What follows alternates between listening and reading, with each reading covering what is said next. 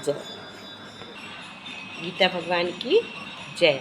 कल हमने 48 तक का हिंदी में अर्थ पढ़ा हुआ था गीता को।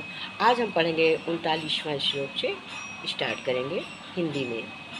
तो इस समत्व रूप बुद्ध योग से सकाम कर्म अत्यंत ही निम्र श्रेणी का है। इसलिए हे धनंजय, तू समुद्र बुद्धि ही रक्षा का उपाय ढूंढ, अर्थात बुद्धि योग का ही आश्रय ग्रहण कर, क्योंकि फल के हेतु का बनने वाले अत्यंत दीन हैं। समबुद्धि युक्त पुरुष पुण्य और पाप दोनों को इसी लोकों में त्याग देता है, अर्थात उससे मुक्त हो जाता है। इससे तू राम समत्व योग से लग जा। ये समत्व योग ही कर्मों में कुशलता है, अर्थात कर्म बंधन से छूटने का उपाय है, क्योंकि समबुद्धि से युक्त ज्ञानी जन कर्मों से उत्पन्न होने वाले फल को त्याग कर जन्म रूप बंधन से मुक्त निवश परम पद को प्राप्त हो जाते हैं। जिस काल में तेरी बुद्धि मोह रूप दलदल को भली भांति पार कर जाएगी, उस समय तू सुने हुए और सुनने में आने वाले श्लोक और परलोक संबंधी सभी भोग से वैराग्य को प्राप्त हो जाएगा। भांति भांति के वचनों को सुनने से विचलित हुई तेरी बुद्धि जब परमात्मा में अचल और स्थिर ठहर जाएगी, तब तू योग को प्राप्त हो जाएगा, अर्थात तेरा परमात्मा से नित्य संयोग हो जाएगा। अर्जुन बोले, हे केशव, समाधि में स्थित परमात्मा को प्राप्त हुए सम स्थिर बुद्धि पुरुष का क्या लक्षण है? वो स्थिर बुद्धि पुरुष कौन, कैसे बोलता है, कैसे बैठता है और कैसे चलता है? इस पर भगवान बोले, हे अर्जुन, जिस काल में ये पुरुष मन में स्थित संपूर्ण कामनाओं को भली भांति त्याग देता है और आत्मा से ही संतुष्ट रहता है, उस काल में वो स्थिर प्रज्ञ कहा जाता है। दुखों को प्राप्ति होने पर जिसमें मन में उद्योग नहीं होता, सुखों को प्राप्ति जो सर्वथा निष्प्रय है तथा जिसके राग भय और क्रोध नष्ट हो गए हैं, ऐसे मुनि स्थिर बुद्धि कहा जाता है। जो पुरुष सर्वत्र स्नेह रहित हुआ, उस पर शुभ या अशुभ वस्तुओं प्राप्त होकर न प्रसन्न होता है और न द्वेष करता है, उसकी बुद्धि स्थिर है। और कहता है और कछुआ सब ओर से अपने अंगों को जैसे समेट लेता है, वैसे ही जब ये पुरुष इंद्रियों के विषयों में इंद्रियों को सब प्रकार से हटा लेता है, तब बुद्धि स्थिर हो जाती है। ऐसे ही हम जान सकते हैं, समझ सकते हैं कि जैसे कछुआ सब तरफ से समेट लेता है अपने इंद्रियों को, वैसे ही मनुष्य भी समेट लेता है। इंद्रिय योग के द्वारा विषयों को ग्रहण न करने वाले पुरुषों भी केवल विषय तो निवृत्त हो जाते हैं, परंतु उसमें रहने वाली आसक्ति निवृत्त नहीं होती। इस स्थित प्रज्ञ पुरुष की जो तो आसक्ति भी परमात्मा का साक्षात करके वृत्त हो जाती है। हे अर्जुन, आसक्ति का नाश न होने के कारण ये प्रस्थानशाली इंद्रियां यत्न करते हुए बुद्धिमान पुरुष के मन को भी बलात् हर लेती हैं। इसलिए साधक को चाहिए कि वो उन संपूर्ण इंद्रियों को वश में करके सम्मानित हुआ मेरे परायण होकर ध्यान में बैठे, क्योंकि जिस पुरुष की स्त्रियां बस में होती हैं, उसकी बुद्धि स्थिर हो जाती है। विषयों चिंतन करने वाले पुरुष की उन विषयों में आसक्ति हो जाती है। आसक्ति उन विषयों की कामना उत्पन्न होती है और कामना में विघ्न पड़ने से क्रोध उत्पन्न होता है। क्रोध से उत्पन्न मूढ़ भाव उत्पन्न हो जाता है। मूढ़ भाव से स्मृति में भ्रम हो जाता है। स्मृति में भ्रम होने जाने से बुद्धि अर्थात ज्ञान शक्ति का नाश हो जाता है और बुद्धि का नाश हो जाने से ये पुरुष अपनी स्थिति में गिर जाता है। परंतु अपने अधीन हुए अंतःकरण से साधक अपने वश को नहीं, राग द्वेष से रहित इंद्रियों द्वारा विषयों में विचरण करता हुआ अंतःकरण की प्रसन्नता को प्राप्त होता है। अंतःकरण प्रसन्नता और उस प्रसन्न चित्त वाले कर्म दुखों का अभाव हो जाता है और प्रसन्न चित्त व कर्म योगी की बुद्धि शीघ्र ही सब ओर से हटकर एक परमात्मा की ही भली भांति स्थिर हो जाती है। ना जीते हुए और इंद्रियों वाले पुरुषों में निश्चयात्मक बुद्धि नहीं होती है और उस अयुक्त मनुष्य के अंतःकरण में भावना भी नहीं होती है तथा भावहीन मनुष्य को शांति नहीं मिलती है और शांत रहित मनुष्य को सुख नहीं मिल सकता है। इसी तरह क्योंकि जैसे जल में चलने वाली नाव को वायु हर लेती है, वैसे ही विषयों में विचरती हुई इंद्रियों में से मन जिस प्रकार इंद्रिय के साथ रहता है, वो एक इंद्रिय इस अयुक्त पुरुष की बुद्धि को हर लेती है। इसलिए हे महाबाहो, जिस पुरुष की इंद्रियों के विषय में सब प्रकार से निग्रह हुई है, उसकी बुद्धि स्थिर है। संपूर्ण प्राणियों के लिए जो रात्रि के समान है, उस नित्य ज्ञान स्वरूप परमानंद की प्राप्ति में स्थिर प्रज्ञ होगी जागता है। और जिस नाशवान सांसारिक सुख की प्राप्ति में सब प्राणी जागते हैं, परमात्मा के तत्वों को जानने वाले मुनि के लिए वो रात्रि के समान है। जैसे नाना नदियों जल सब ओर से परिपूर्ण अचल प्रतिष्ठा वाले समुद्र में उसके प्रचलित न करते हुए ही समा जाते हैं, वैसे ही सब भोग जिस इस प्रज्ञ पुरुष में किसी प्रकार उत्पन्न किए बिना ही समा जाते हैं, वही पुरुष परम शक्ति को प्राप्त होता है, भोगों को चाहने वाला नहीं। जो पुरुष संपूर्ण कामनाओं को त्याग कर ममता रहित, अहंकार रहित और स्पर्श रहित हुआ विचरता है, वही शांति को प्राप्त होता है, अर्थात वो शांति को वही ब्रह्म प्राप्त हो सकता है। हे अर्जुन, ये ब्रह्म शस्त्र को प्राप्त हुए पुरुष की स्थिति है। इसको प्राप्त होकर योगी कभी मोहित नहीं होता और अंतकाल में भी इस ब्रह्म स्थिति में स्थिर होकर ब्रह्मदान को प्राप्त होता है। द्वितीय अध्याय समाप्त। तो आज हम तीसरा स्टार्ट नहीं करेंगे, इसकी थोड़ी व्याख्या बोलेंगे जो हिंदी में सुना है, पर हिंदी की भी और सरल में बोलेंगे जिसमें हमें आसानी से आ जाए। आज द्वितीय अध्याय पूरा हो गया है, अब तीसरा अध्याय कल से शुरू करेंगे भगवद गीता का। अब इसकी थोड़ी सी व्याख्या करेंगे, हिंदी है, हिंदी की भी थोड़ी सी व्याख्या करेंगे। कहते हैं, अर्जुन कहते हैं कि दूसरा अध्याय जिसमें सांख्य का योग बताया गया, सांख्य योग बताया गया, उसके आरंभ में अर्जुन ने कृष्ण के आगे अपना दुख प्रकट किया। तो अर्जुन ने कहा, हे केशव, मैं कौरवों से कैसे युद्ध कर सकता हूँ? ये सब तो मेरे अपने हैं, भीष्म पितामह अपने, द्रोणाचार्य अपने, सभी अपने हैं, मैं इनसे परम पूज्य है, मैं इनसे युद्ध कैसे करूँ? तो इस पे भगवान ने कहा है कि अपना पराया मत समझो, जो धर्म कहता है वो करो। धर्म युद्ध करने को कह रहा है तो आप युद्ध करिए। अपने इस मार्ग में मोह को त्याग कर सजग हो, निद्रा की को खोकर और युद्ध में आगे बढ़ो। गलत को गलत और सही को सही, उसका अंत नहीं होता है। जो गलत को गलत समझता है, गलत करने वाले और बल को और मिलता है कि हम और गलती करें, वो और भी गलती करने में लग जाता है। इसलिए मन के मोह को त्याग कर तू युद्ध कर। महाभारत की एक कहानी है कि जब अर्जुन ने पुत्र अभिमन्यु की ये मृत्यु हो जाती है, जब इसी सेकंड दूसरे अध्याय में जब अभिमन्यु की मृत्यु हो जाती है, तब अर्जुन बहुत दुखी होता है, रोने लगता है, कृष्ण से कहता है मेरा पुत्र अभिमन्यु मर गया है, युद्ध बिल्कुल भी सहन नहीं कर सकता है।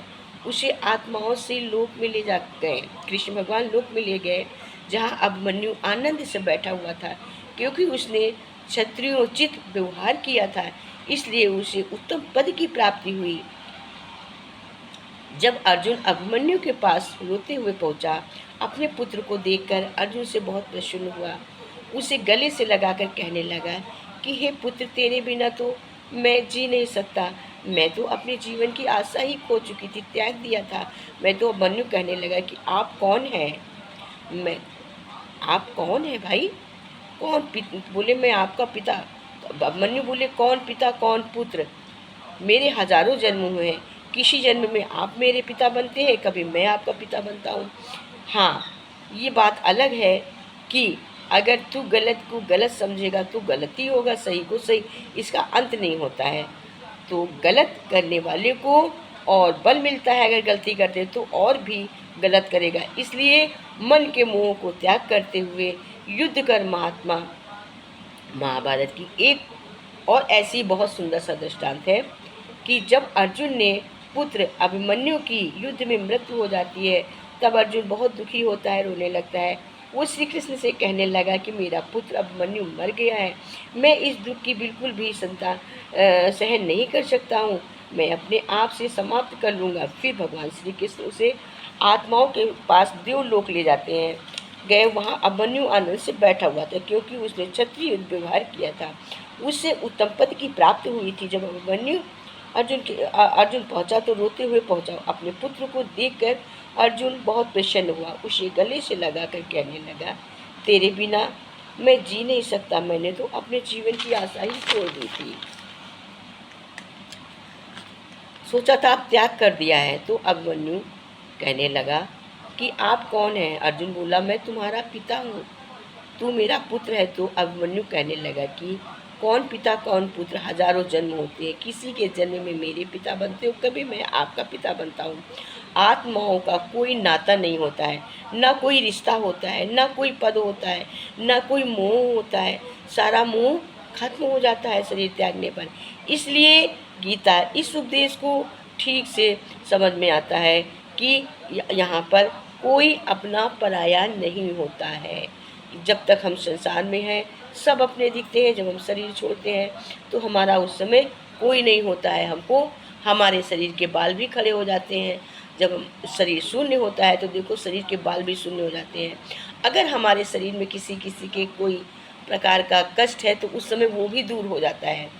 किसी के देखे होंगे पहले के ज़माने में जैसे जू वगैरह होते थे, वो भी शरीर से बॉडी से निकल जाते, साथ छोड़ देते कि वे शरीर शून्य हो चुका है। उस समय कोई साथ नहीं देता है, क्योंकि शरीर शून्य हो जाता है, उस समय वो परमात्मा में लीन हो जाता है। आत्मा तो अगर हमारे शरीर शून्य हो जाती है। तो कहते हैं कि कोई इसलिए मोह नहीं करना चाहिए, हमें ये समझना चाहिए यहाँ ना कोई हमारा है, ना हम किसी के हैं, ना कोई मेरा है, ना हम किसी के, ना कोई रिश्ता। ये रिश्ते नाते तो हमने इस दुनिया में आके खुद ही बनाए हैं कि मेरा है, मेरा है, मेरा है। क्या हमने जो बनाया है लेके आए हैं, कुछ इसमें से ले जाएंगे? या किया कुछ लेके ना हम आए थे और ना लेके हम जाएंगे। ना हमने कुछ बनाया है, ना कुछ उत्पन्न किया है। बीज से उत्पन्न होता है, वो प्रभु की माया है। जब बोते हैं तब बीज निकलता है, सब प्रभु की माया से होता है। हमने तो कुछ बनाया नहीं।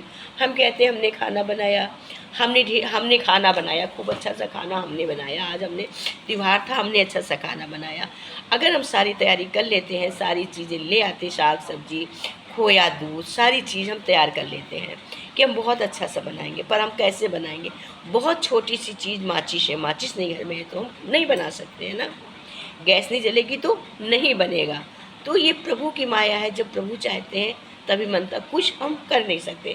मेरे हाथ में कुछ नहीं है, सारी सृष्टि भगवान के ही हाथ में है। हम यूँ ही समझें कि जो कुछ भी है वो परमात्मा का है और हमें परमात्मा की रज़ा में ही राजी रहना चाहिए। उसी की रज़ा में जब हम राजी रहेंगे तो हमें कोई अपना पराया सुख दुख का अनुभव ही नहीं होगा। जो है सब परमात्म तत्व है, आत्म को प्राप्त है, सब अपना ही है। तभी तो कृष्ण भगवान कहते हैं कि पराकाष्ठा का नाम ही निष्ठा है। जो पराकाष्ठा है वही निष्ठा है, सही रूप में वही निष्ठा है। कहते हैं फल और आसक्ति को त्याग कर भगवत ज्ञानानुसार केवल भागवत समझ बुद्धि से कर्म करने का नाम निष्काम है, कर्मयोग है। इसी से शत्रु योग, बुद्धि योग, कर्मयोग, तथर्म कर्म, अधर्म कर्म, मत्स्य कर्म आदि नामों से कहा जाता है। जिस अवस्था को प्राप्त हुए हैं पुरुष के कर्म अकर्म हो जाते हैं, अर्थात फल उत्पन्न नहीं कर सकते हैं, उस अवस्था का नाम निष्कर्मता है। इसीलिए कहते हैं हमें अपने समय पर कार्य करने चाहिए और हमें किसी की को अपना पराई ईर्ष्या देश नहीं करना चाहिए। ये हमें गीता का सत्संग ही ज्ञान दे सकता है, गीता के सत्संग से ही हम सीख सकते हैं। तभी तो स्वयं भगवान ने कहा हुआ है कि जो लोग तुम्हारी बुराई करते हैं करने दो, चाहे तुम अच्छा करो या बुरा करो, परंतु तुम शांत रहकर अपना कर्म करते रहो। निंदा से मत घबराओ, मत डरो, निंदा तो तुम्हारी व्यक्ति करेंगे ही। द्वितीय अध्याय में निंदा का ही सारा वर्णन है। तो कह रही थी निंदा तो तुम्हारा व्यक्ति करेगा ही, परंतु निंदा कब तक करेगा? जब तक कि तुम जिंदा हो। जिंदा व्यक्ति की निंदा होती है, जब तुम शून्य हो जाओगे तब तो फिर तुम्हारी तारीफ ही तारीफ होगी, निंदा कौन करेगा? तुम्हारी निंदा ही समाप्त हो जाएगी, कोई निंदा ही नहीं करेगा। इसलिए अपना काम ध्यान में अपने रख के करो, किसी की बुराइयों को, अफवाहों को न सुनते हुए प्रभु में ध्यान लगाकर आराधना करो। भगवान कहते हैं कि इसमें कोई संदेह नहीं है कि मानवता का धर्म हमें अनंत की अनुभूति कराता है। इस धर्म के माध्यम से ही लोग शाश्वत सुख और आनंद का अनुभव कर पाते हैं। मनुष्य की विशेषता ब्रह्मा को प्राप्त करना है, इसलिए ये देखना आवश्यक है कि ब्रह्म मौजूद है या नहीं, क्योंकि कुछ ऐसा प्राप्त करने का प्रयास करना व्यर्थ होगा जो वास्तव में मौजूद ही न हो। यदि ब्रह्म मौजूद है तो हमें पता होना चाहिए कि वो क्या है। ऐसा प्रतीत होना चाहिए कि हमें कैसे कार्य करना है। भौतिक अंग इंद्रियों से हमें क्या प्राप्त होता है, फिर भी वास्तव में ऐसा नहीं है। यदि मन उसके पीछे काम नहीं करता है तो इंद्रियां स्वयं कोई कार्य नहीं कर सकती हैं। हमारा मन है तभी हम किताब को पढ़ सकते हैं, हमारा मन नहीं है तो हम पुस्तक नहीं चला सकते हैं। इंद्रियां तो हाथ पैर तो चल रहे हैं, आंखें चल रही, पर मेरा मन भी तो मन सर्वश्रेष्ठ है। मन ही कार्य करना और इंद्रियां मात्र साधन है जिससे कार्य किया जाता है। जो कर्म मन से उत्पन्न होता है वो इंद्रियों की सहायता से अपनी बन मारता है। इसे समझने से हमें ये पता चल लगता है कि जैसे पुस्तक देखने वाले व्यक्ति को उदाहरण ले लीजिए। समझिए कि एक आदमी पुस्तक लिए हुए, मन ही आंखों से पुस्तक को देख रहा है, कल्पना कर रहा है, परंतु उसका मन पढ़ने में नहीं तो क्या पढ़ रहा। उसी प्रकार से इंद्रियां हमारी जब ही काम करेंगी जब हम अपना मन नियंत्रण में रखेंगे। तो कहते हैं हमें मन का दास नहीं बनना चाहिए, मन को हम अपना दासी बनाना चाहिए। तभी तो गीता में भगवान स्पष्ट रूप से कहा है, जो हुआ वो बहुत अच्छा हुआ, जो हो रहा वो उससे अच्छा हो रहा, जो अब होगा वो उससे अच्छा, जो आगे होगा वो उससे भी अच्छा होगा, जो होता है वो बहुत ही अच्छा होता है। जो क्या तुम कुछ लाए थे, जो तुम खोने को सोच रहे हो, तुमने क्या कुछ पैदा किया है जो नष्ट करने को सोचते हो। तुमने जो पाया है वो यही तो पाया है, जो दिया है वो यही पर तो पाया है। जो आज तुम्हारा है कल किसी और का था, कल किसी और का होगा। ये तो परिवर्तन ही संसार का नियम है। प्रभु कहते हैं जितना तुम कुछ ले, जो होता है अच्छा, जो हो रहा अच्छा, आगे होगा उससे अच्छा। ना तुम कुछ लेके आए हो ना तुम कुछ लेके जाओगे। जो आज तुम्हारे पास है, हम नहीं लेके आए थे, हमें मिला, अब हमें मिला, अगले को मिलेगा, अगले तो इस संसार का नियम है कि छोड़ के जाना। और कोई, ये तो संसार का नियम है कि छोड़ के जाना, कोई उसको परमानेंट नहीं रहता है। कोई तो जैसे गंदे वस्त्र निकाल कर धारण नहीं करते हैं, उसी तरह कोई परमानेंट नहीं रहता है। परमानेंट रहने लग जाए तो घर में चीटी चीटा के बराबर इंसान हो जाएंगे। भाई जितने आएंगे उनको जाना भी है। भाई फटे कपड़े नहीं बदलेंगे तो हम नए कपड़े कैसे पहनेंगे, फेंकेंगे। नए कपड़े को पोछा बनाते हैं, नए कपड़े को फेंक देते हैं। उसी तरह से हमारा शरीर नष्ट हो जाता है, आत्मा तो हमारी बनी रहती है, हम नए कपड़े ला के पहनते हैं। उसी तरह आत्मा तो अजर अमर है, लेकिन हमारा शरीर ही शून्य होता है। प्रभु कृष्ण जी का बड़ा सत्य वचन है, बड़ा अच्छा है, सत्य दर्पण है, एकदम सत्य दर्पण है गीता का। कहते हैं, प्रभु कहते हैं, जब चेहरे का दाग दिखता है, बहुत ध्यान से यहाँ पर सुनिए, जब चेहरे का दाग दिखता है तब हम दर्पण नहीं तोड़ते हैं, क्योंकि उसमें हमें दाग दिख रहा तो हम बार बार शीशा घुमा कर देखते हैं कि ये दाग कहाँ पर है, बल्कि दाग साफ की कोशिश करते हैं और कोशिश करते हैं दर्पण में देख के, शीशे में देख कर कि इस दाग को हम सफ़ा कर दें। शीशे में देख देख कर दाग को सफ़ा करने की कोशिश करते हैं। उसी तरह हमारी कमियां बताने वाले पर हम क्रोध करने के बजाय अपनी कमी को दूर करना चाहिए। जैसे हम शीशा देखकर अपने दर्पण से दाग को दूर करते हैं, उसी प्रकार हम अपनी कमियों को दूर करें। कोई हमें कमियां बताता है तो उनको हम दूर करने की कोशिश करें, ना कि उससे हम टेंशन लें, उसको दिल में लगाएं।